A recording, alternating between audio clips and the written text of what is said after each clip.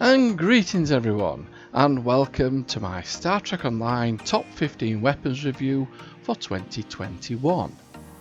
Now I know it's been over a year since I did my last weapons review, but since that time Star Trek Online have introduced new ground weapons to the game, and so I feel an update is well in order.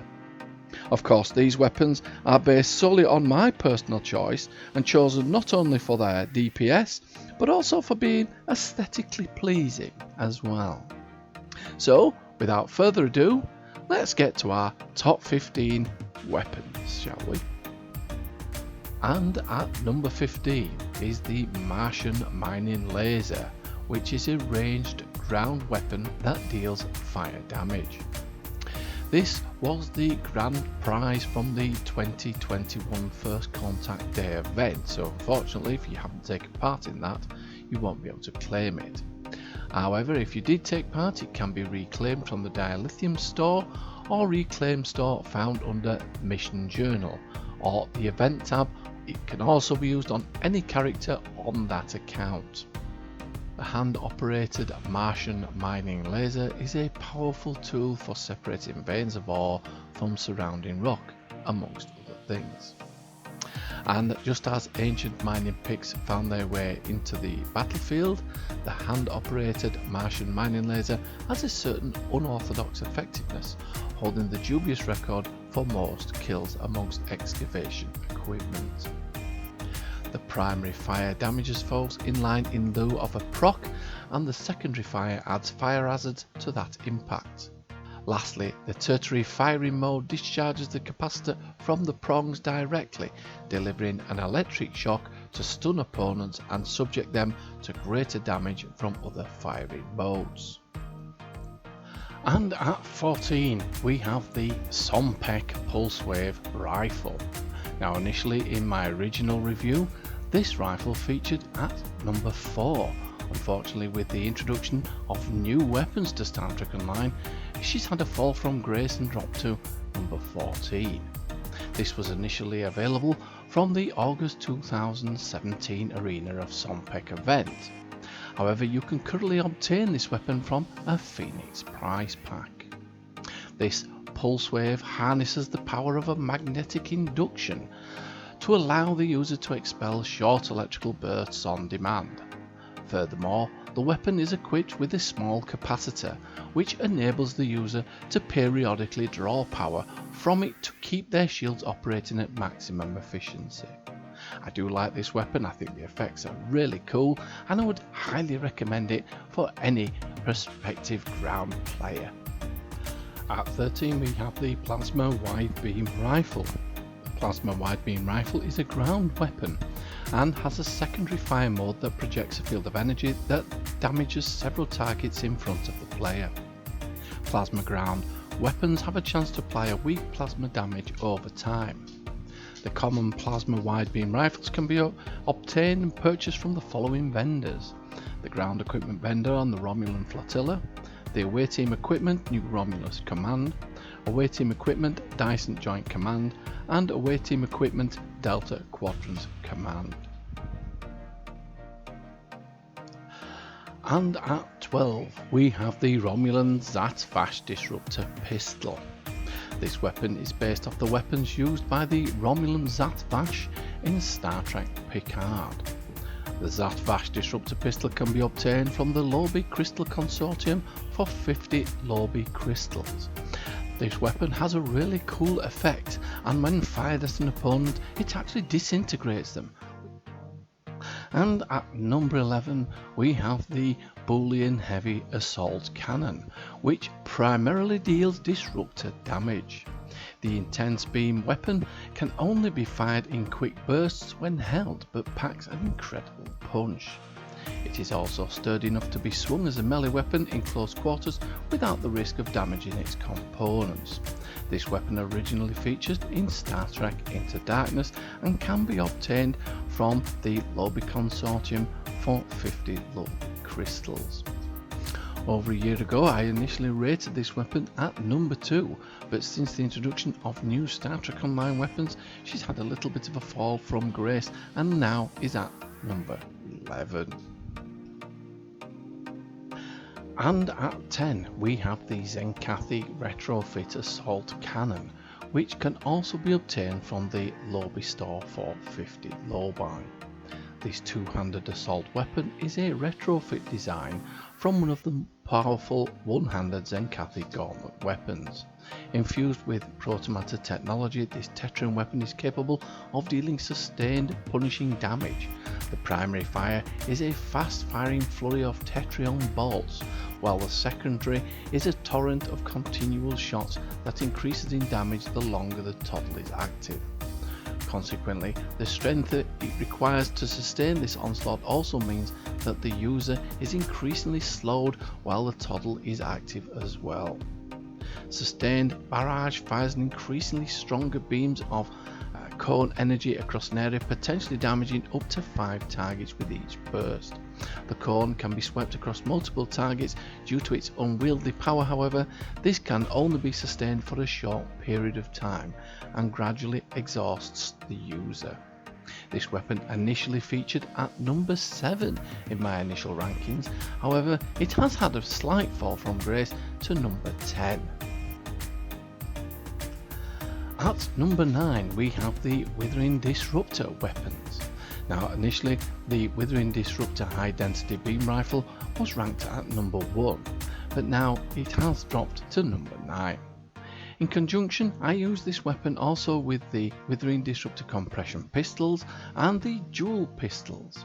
Withering Disruptor ground weapons are charged with Withering Radiation, which has a chance to deal additional radiation damage based on the number of Withering Radiation stacks present on the target.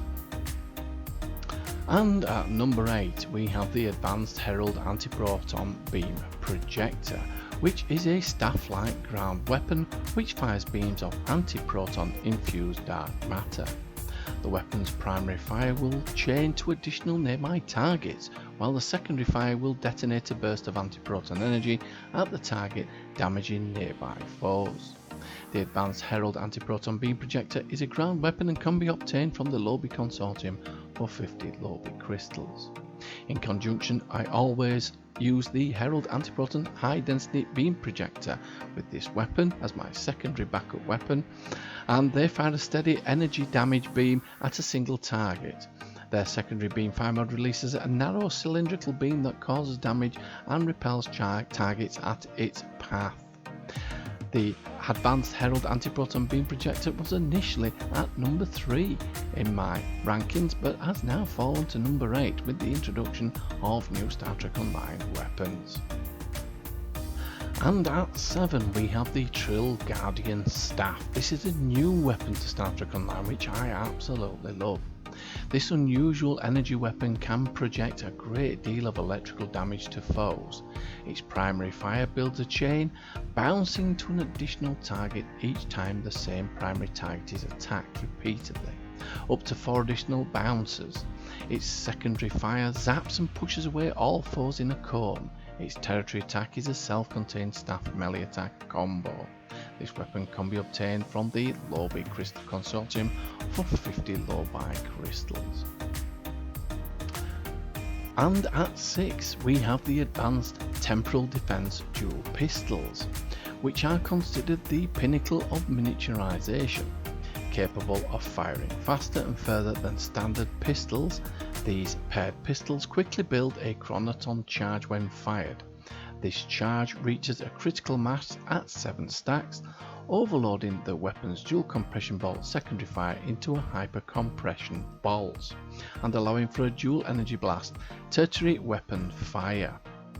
The Advanced Temporal Defense Dual Pistols are part of a 3-piece set which can be obtained through your Temporal Defense Initiative Reputations tab in-game. And at number 5 we have the Elite Fleet Colony Security Disruptor High Density Beam Rifle. This is fast becoming a popular weapon in my armory, and I really do like this weapon, and don't be surprised if in 12 months time this weapon has reached number 1. This weapon can be obtained from your fleet colony in the Draenor sector. And at number 4 we have the Relativity Stasis Pistol.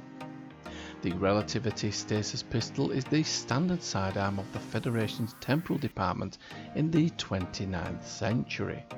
Stasis pistols have a secondary fire mode that holds a single target in a temporal phase shift. The Relativity Stasis pistol can be obtained from the Lobi Crystal Consortium for 50 Lobi crystals.